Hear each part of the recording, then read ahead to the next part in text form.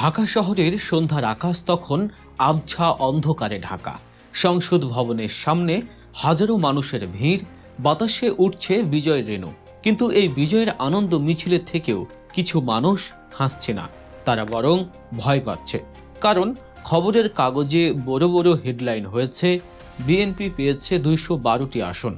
আপাত দৃষ্টিতে মনে হচ্ছে গেম ওভার, বিএনপি জিতে গেছে। কিন্তু না, আসল খেলাটা তো কেবল শুরু হলো। কারণ এই 212 আসনের আড়ালে লুকিয়ে আছে এমন এক সংখ্যা যা বাংলাদেশের গত 53 বছরের ইতিহাসকে এক নিমিষে বদলে দিয়েছে। সেই সংখ্যাটি হলো 68। জামায়াতে ইসলামী পেয়েছে 68টি আসন। বিএনপি যখন ক্ষমতায় তখন তাদেরই জোটসঙ্গী বা মিত্র শক্তি কিভাবে তাদের জন্য সবচেয়ে বড় ভয়ের কারণ হয়ে দাঁড়ালো।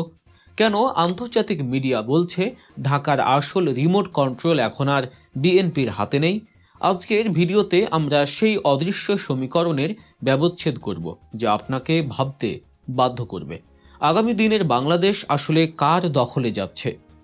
বিএনপির 212 আসনের বিশাল জয়ে কর্মীরা আত্মবিশ্বাসে টগবগ করছে। শহর জুড়ে নতুনের আবাহন। কিন্তু সংসদ ভবনের বাম পাশের গাছতলায় দাঁড়িয়ে থাকা কয়েকজন প্রবীণ সাংবাদিকের কপালে চিন্তার ভাঁজ। তারা ফিসফিস করে যা বলছেন তা আতকে ওঠার মতো। তারা বলছেন আজকের হেডলাইন বিএনপি নয়, আজকের হেডলাইন তারেক রহমানও নয়, আজকের আসল খবর জামায়াতে ইসলামী। কেন? কারণ 68টি আসন নিয়ে সংসদে বিরোধী দলের আসনে বসা জামায়াত এখন আর কোনো ফেলনা শক্তি নয়।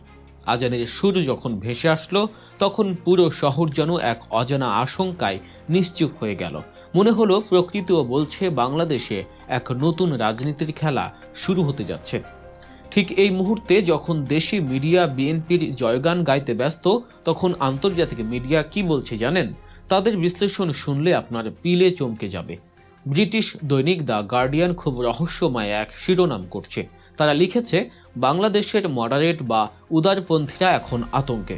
জামায়াতের এই ফিরে আসা কোনো সাধারণ ভূমিকম্প নয়, অর্থাৎ তারা এটাকে রাজনৈতিক সুনামি হিসেবে দেখছে। অন্যদিকে রয়টার্স জানুয়ারি মাসে একটি দীর্ঘ প্রতিবেদন প্রকাশ করেছিল। সেখানে তারা পরিষ্কার বলেছিল জামায়াত আর আগের সেই সনাতন ধারায় নেই। তারা এখন নিজেদের মডারেট বা সহনশীল সংস্করণ হিসেবে পুনর্গঠন করেছে। তারা হিন্দু প্রার্থী দিয়েছে, নারী মুখের উপর জোর দিয়েছে, আর ধর্মের চেয়ে বেশি কথা বলছে উন্নয়ন নিয়ে। আন্তর্জাতিক বিশ্লেষকরা বলছেন এই 68টি আসন মানে শুধু সংসদে 68টির মাথা নয়, এটি হলো একটি বিশাল জাতীয় নেটওয়ার্কের জেগে ওঠা। এমনকি আমেরিকার প্রভাবশালী গণমাধ্যম এনপিআর যা বলেছে তা আরও গভীর। তারা বলছে জামায়াতের এই উত্থান কোনো হুমকি নয়, বরং এটি একটি রাজনৈতিক অনিবার্যতা বা পলিটিক্যাল ইনভিটেবিলিটি। তার মানে বিদেশিরা মেনেই নিয়েছে যে জামায়াত আজ ক্ষমতায় নেই ঠিকই, কিন্তু ক্ষমতার রাজপথ তাদের জন্য পথ খুলে গেছে। আর এই পথটা কে খুলে দিয়েছে? এই প্রশ্নের উত্তর খুঁজতে আমাদের ফিরে যেতে হবে 2024 সালের জুলাই মাসে, সেই উত্তাল দিনগুলোতে। আপনাদের মনে আছে নিশ্চয় জুলাই আন্দোলনের সময় রাজপথের চিত্রটা কেমন ছিল। যখন পুলিশের বুলেটের সামনে ছাত্ররা দিশেহারা, যখন বৃষ্টির মধ্যে টিয়ার শেলের ধোঁয়ায় বিশ্ববিদ্যালয়গুলো আচ্ছন্ন, তখন রাজপথে সবচেয়ে সুশৃঙ্খল এবং মারমুখী অবস্থানে কারা ছিল? ফিরে আসে জুলাইয়ের সেই দিনগুলোতে। হাজারো কর্মী, পিঠে শুধু একটা ব্যাগ, হাতে লাঠি আর বুকে অদম্য সাহস নিয়ে তারা রাজপথে নেমেছিল। তারা কোনো স্লোগান দিচ্ছিল না, তারা শুধু অ্যাকশনে বিশ্বাসী ছিল। এই যে সুশৃঙ্খল পদযাত্রা, এই যে মার খাওয়ার পরেও পিছু না হটা, এটা সাধারণ মানুষের মনে এক অদ্ভুত আবেগ তৈরি করেছিল। হাসিনা সরকারের পতনের পর যখন সরকার গঠন নিয়ে অস্থিরতা চলছিল, তখনও জামায়াত ছিল একটি গুরুত্বপূর্ণ কণ্ঠস্বর। আন্তর্জাতিক পর্যবেক্ষকরা তখনই বুঝে গিয়েছিলেন এই শক্তিকে দমন করা যায়নি, বরং এরা নিঃশব্দে আরও পরিণত হয়েছে। বিশ্ববিদ্যালয়গুলোতে ছাত্র সংসদ নির্বাচনে যখন একের পর এক জামায়াত বা শিবির সমর্থিত ছাত্ররা জয় পেতে শুরু করলো, তখন বিশ্ববাসীর চোখ পুরোপুরি খুলে গেল। তারা বুঝলো এটা কোনো সাময়িক জোয়ার নয়, এটি একটি দীর্ঘমেয়াদী আর্কিটেকচারের পুনর্জন্ম। আন্তর্জাতিক বিশ্লেষকরা বারবার একটি দেশের সাথে এই পরিস্থিতি তুলনা করছেন, সেটি হলো তুরস্ক। 2002 সালে তুরস্কে ঠিক এভাবেই রিসেপ তাইয়েব এরদোয়ানের দল ক্ষমতায় এসেছিল। তারা ক্ষমতায় আসার আগে একবারও শরিয়া আইনের কথা বলেনি। তারা বলেছিল, আমরা উন্নয়ন চাই, আমরা স্থিতিশীলতা চাই, আমরা অর্থনীতিকে বাঁচাতে চাই। আজকের জামায়াত হুবহু এরদোয়ানের সেই স্ক্রিপ্ট ফলো করছে।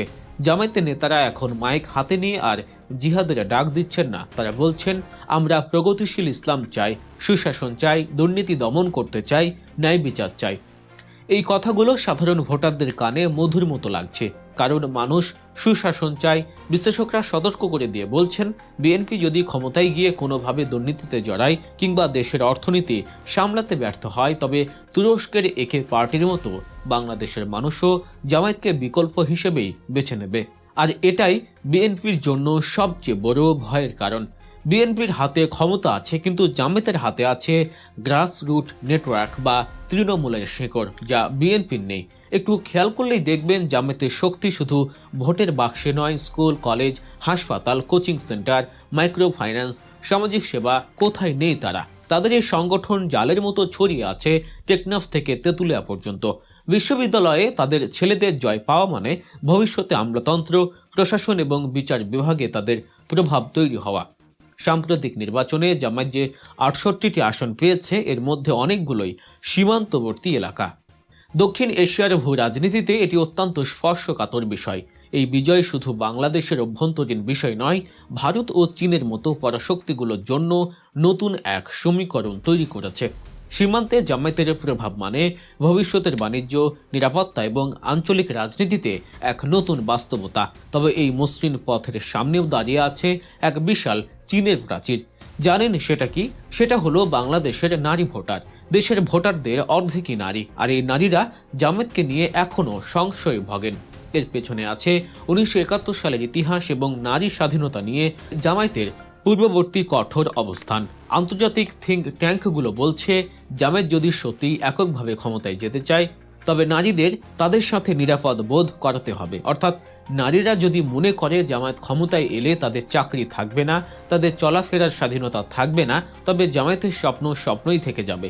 কিন্তু যদি তারা তুরস্কের মতো নারীদের অধিকার রক্ষার প্রতিশ্রুতি দিয়ে এবং সেটা প্রমাণ করে নারীদের মন জয় করতে পারে, তবে ক্ষমতার দরজা তাদের জন্য হুট করেই খুলে যাবে। ক্ষমতার লড়াইটা আসলে এখন আর রাস্তায় নয়, হচ্ছে মানুষের মনস্তত্ত্বে। এখন ঘড়িতে রাত ১টা। আমরা ভিডিওর শেষ দৃশ্যে চলে এসেছি। তেজগাঁওয়ের রাস্তায় ঘন কুয়াশা নেমেছে। দূরে কোথাও সাইরেন বাজছে। একটি কালো প্রাডো গাড়ি ধীরে ধীরে প্রবেশ করলো একটি অন্ধকার গলিতে। গাড়ি থেকে নামলেন একজন প্রবীণ রাজনৈতিক বিশ্লেষক। আকাশের দিকে তাকিয়ে তিনি বিড়বিড় করে বললেন, বিএনপি জিতেছে ঠিকই, কিন্তু রাজনীতি অন্যদিকে যাচ্ছে। তার এই কথার মানে কি? তার কণ্ঠস্বরে কেন ভয় আর উত্তেজনার মিশ্রণ ছিল? কারণ তিনি দেখতে পাচ্ছেন বাংলাদেশের ভবিষ্যৎ এখন দুলছে দুই শক্তির মাঝখানে। একদিকে অভিজ্ঞ রাজনৈতিক দল বিএনপি, যারা ক্ষমতায় ফিরেছে দীর্ঘ বিরতির পর, অন্যদিকে নিঃশব্দে শক্তি সঞ্চয় করছে জামায়াত, যারা আর পেছনের বেঞ্চে বসতে রাজি নয়। শীতের কুয়াশায় এখনও সেই প্রশ্নটি ঝুলে আছে, পরবর্তী ক্ষমতা সিংহাসনে কার পায়ের চিহ্ন পড়বে? দৃশ্যমান কোনো দল, নাকি ছায়ার আড়ালে বেড়ে ওঠা এই নতুন শক্তি?